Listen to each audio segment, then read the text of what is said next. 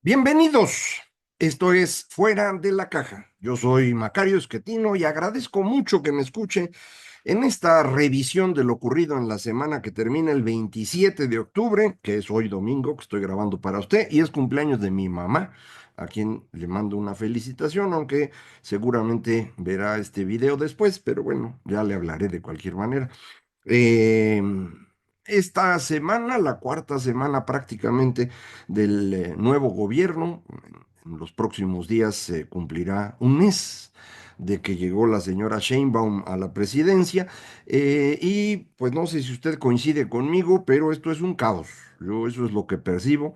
Hemos tenido un incremento considerable de la violencia. El caso de Sinaloa es extraordinario, es realmente una especie de guerra civil, aun cuando los civiles pues no están involucrados directamente, los grupos criminales que se están enfrentando con una presencia ocasional de las Fuerzas Armadas, no sabemos exactamente para qué, todos suponemos que están esperando a ver quién va a ganar para acomodarse del lado del ganador, o sea, ya ni de árbitro sirve.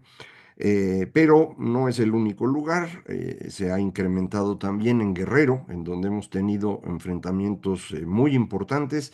Recuerda usted el asesinato del presidente municipal de Chilpancingo y en estos días un enfrentamiento abierto también en Tecpan, ahí en Guerrero. En Chiapas, el asesinato de un sacerdote, pero además, hombre, una violencia creciente en el Estado.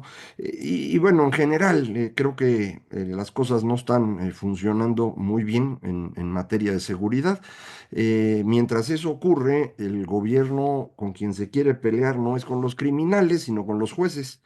Eh, Siguen con la idea de que su reforma judicial es brillante.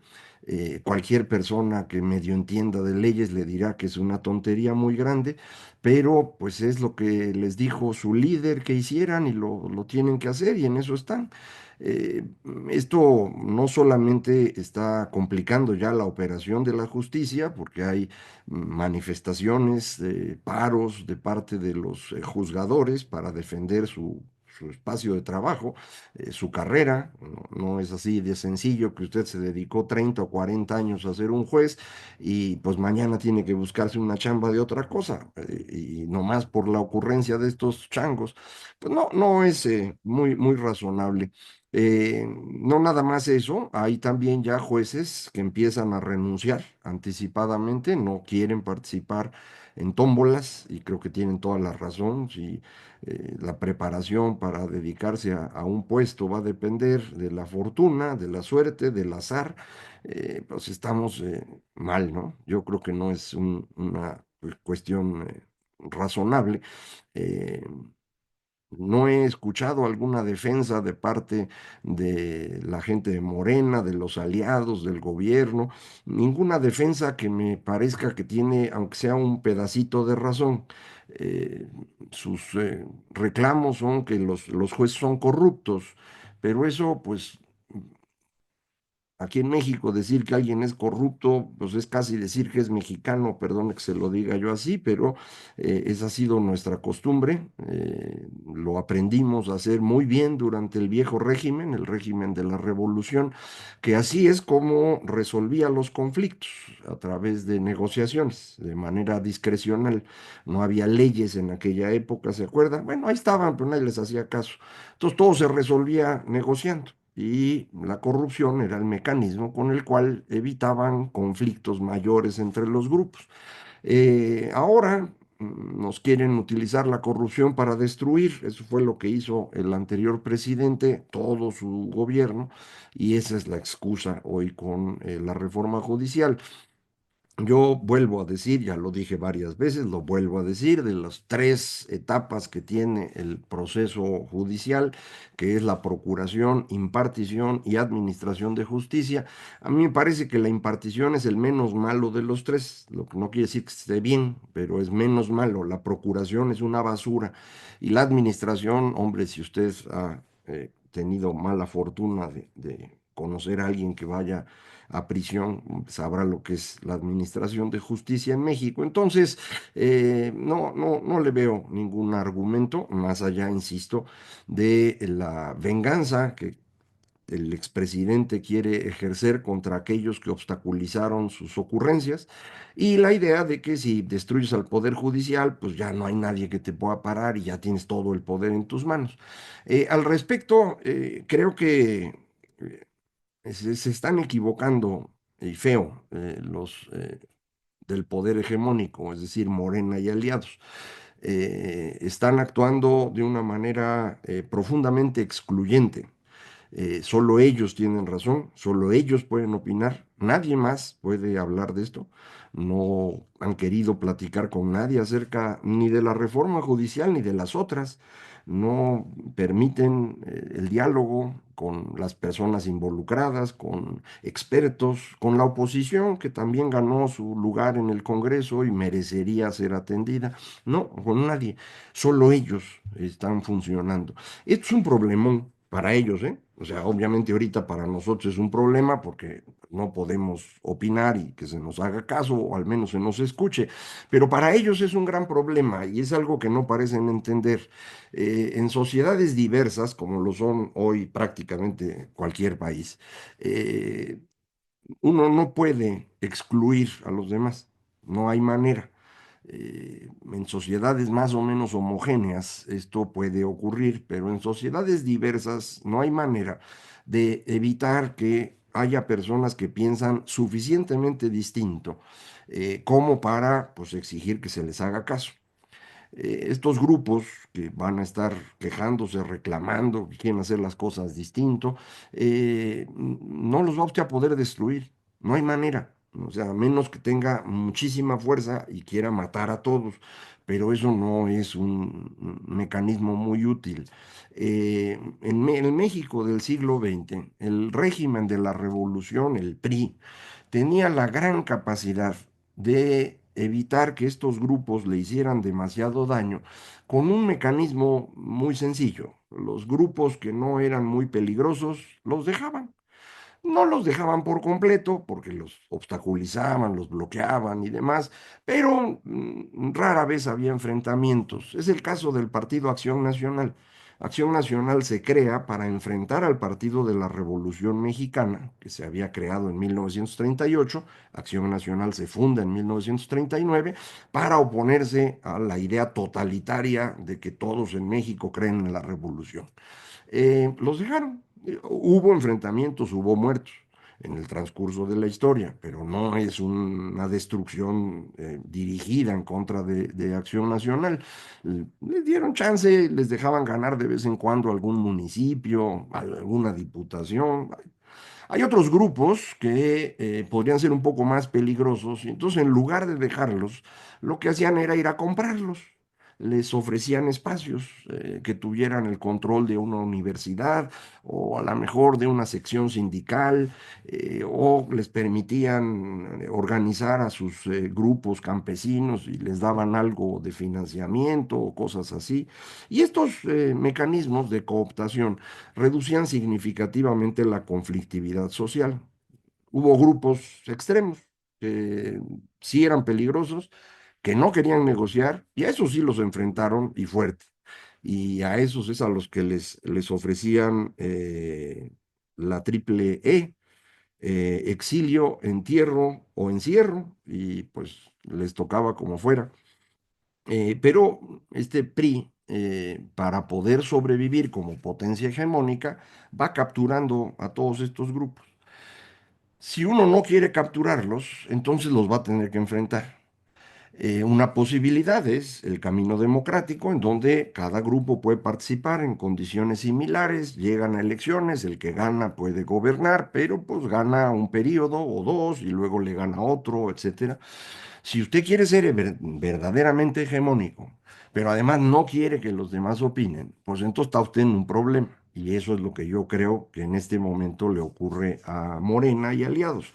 Están sembrando las bases de su caída.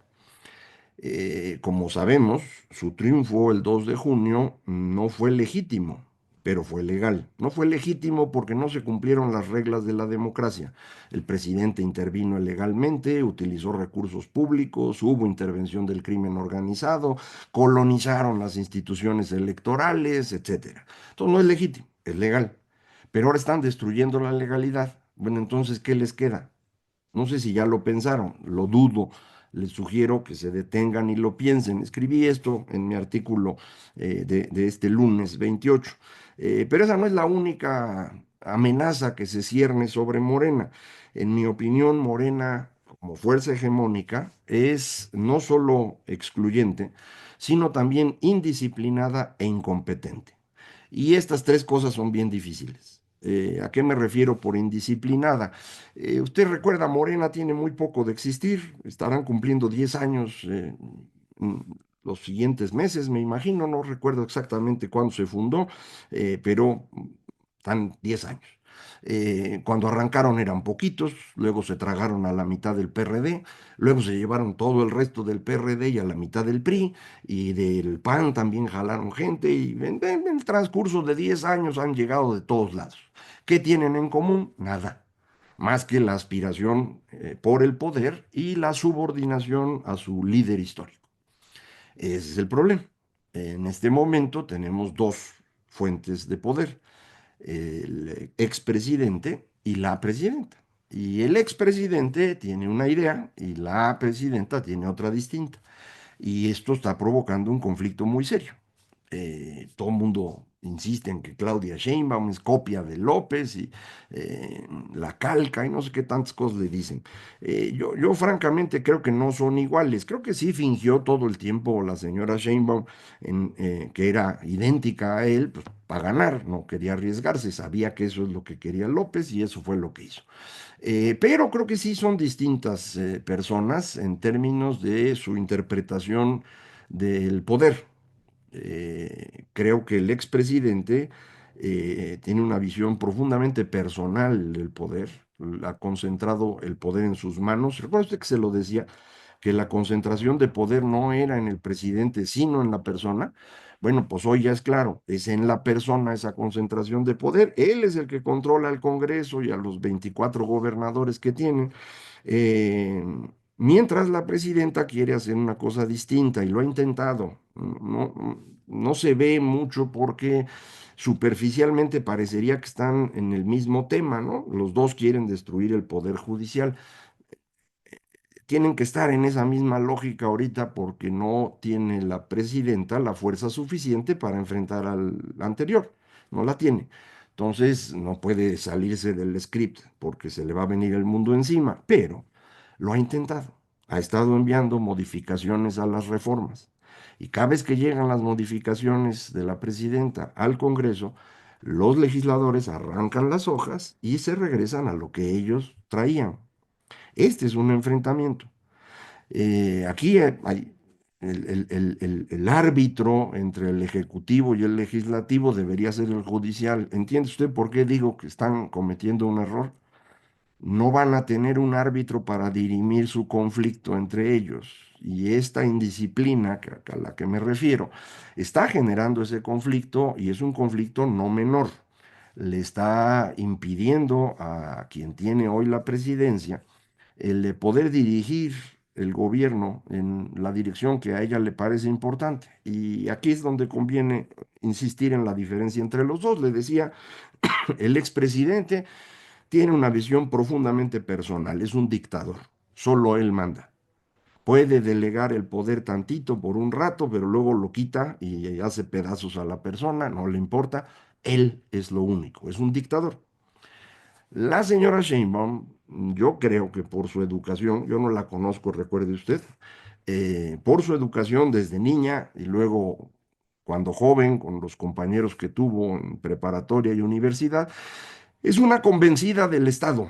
Eh, Viene de educación comunista, vamos a decir así. De hecho, formó parte de grupos comunistas. Entonces, tienen la idea de que el Estado puede guiar a la sociedad de mejor manera que el mercado y por lo tanto el Estado debe ser grandototote. Y eso es en lo que ella cree. Entonces, por eso coincide con algunas cosas que había hecho el antecesor cuando estaba en la presidencia, porque parecía que le estaba dando la fuerza al Estado, pero acuérdense, no lo hizo así, se la dio a sí mismo. Ahora, cuando la señora Sheinbaum quiere que el Estado sea el que decide, pues, y el Estado es ella, porque ella es la jefa de Estado, pues resulta que no, que el Congreso dice que no. Ese es el conflicto en el que estamos. Estas dos formas de tratar de gobernar una sociedad grande son inventos del siglo XX. Uno es el fascismo, el líder todopoderoso que concentra en su persona toda la fuerza del Estado, Mussolini, y de ahí aprendió nuestro expresidente, ya ve por qué tanto mencionar a Benito. Y el otro, pues es Lenin, la construcción de la vanguardia del proletariado, que es quienes van a tener el control del Estado, y el Estado es el que va a guiar a la sociedad. Esto no significa que estemos hablando exactamente de fascismo y comunismo en México, ¿no? Estamos hablando 100 años después, en una sociedad bien distinta, pero son las corrientes, digámoslo así, que en el siglo XX se crean, que trataron de controlar sociedades muy grandes, hubo que enfrentarlas y derrotarlas de manera violenta, en el particular el caso del fascismo. Al comunismo se derrotó durante la Guerra Fría, pero hubo durante la Guerra Fría un montón de conflictos calientes que no se nos olviden. Entonces, pues esa es hoy la disputa que tenemos al interior de Morena, ¿eh? Y como ellos son la fuerza hegemónica, pues los demás nomás estamos viendo, ¿no? A ver qué ocurre. Mucha gente dice, pues hay que organizarse y participar. Pues órale, organícense. Por cierto, el Frente Cívico Nacional tiene su evento nacional el sábado 23 de noviembre. En mis redes sociales he puesto un enlace para que se anote quien quiera asistir. Se lo voy a poner aquí también si alguien quiere asistir, porque pues dicen hay que organizar oposición. Bueno, hay una opción ahí. El Partido Acción Nacional decidirá su nueva dirigencia en un par de semanas, el 10 de noviembre. Es otra opción. No veo muchas más. Los demás partidos ya son muy chiquitos, son negocios familiares. No creo que puedan ser opción muy pronto, pero si lo son, bienvenidos, mientras más mejor. Pero acuérdese, estamos frente a un grupo excluyente, indisciplinado y además incompetente. De esto no voy a profundizar ahorita porque me estoy esperando a que salgan los datos de la economía. El jueves 30 nos van a decir cómo estuvo el crecimiento del tercer trimestre.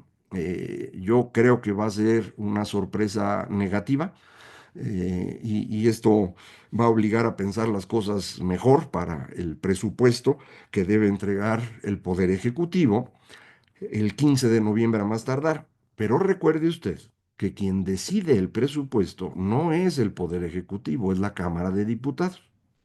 Entonces, ahí vamos a ver un enfrentamiento todavía mayor entre los dos polos de poder, y vamos a ver cómo se acomodan. Pero el conflicto no va a ser una cosa menor y la combinación de estas tres características que he mencionado, excluyente, indisciplinada e incompetente, hacen pensar que esta creencia que tenían muchísimos de que pues esto que estábamos entrando iba a ser una etapa de décadas, probablemente no lo sea, ¿eh? O sea, si décadas nos vamos a tardar en reconstruir al país, eso sí, no lo vamos a hacer rápido, pero es muy probable que esto no dure tanto tiempo como parecía.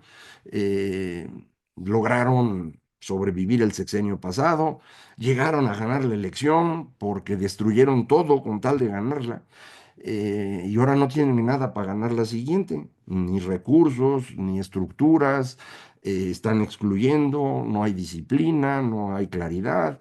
Entonces ya se les hizo bolas el engrudo. Esto no quiere decir que así vaya a seguir. En este momento así es. Y si no actúan pronto, van a entrar a una dinámica muy destructiva. Y entonces vea usted los escenarios que tenemos. Si el expresidente logra controlar, pues estamos en manos de una dictadura personal de él. Si la presidenta logra controlar, entonces estamos en una sociedad estatista, no propiamente comunista, pero sí estatista, y eso es muy ineficiente y en las condiciones débiles del Estado mexicano peor. Y si no logra ganar ninguno de los dos, sino que entramos al enfrentamiento, pues entonces el caos. Esas son las tres alternativas que tengo para usted hoy. Yo quisiera tener más, no hay, pero la próxima semana vamos a seguir platicando y esa semana, el día que nos vemos, es la elección en Estados Unidos. Y le voy a platicar por qué creo que sería mejor para el mundo entero que ganara la señora Kamala Harris y no el señor Donald Trump. Yo sé que hay oposición en este grupo que nos reunimos a platicar. Le planteo mis ideas y ya usted me dice, y a ver quién gana, porque pues ahí ni votamos. Bueno, donde votamos no votamos bien, imagínese allá.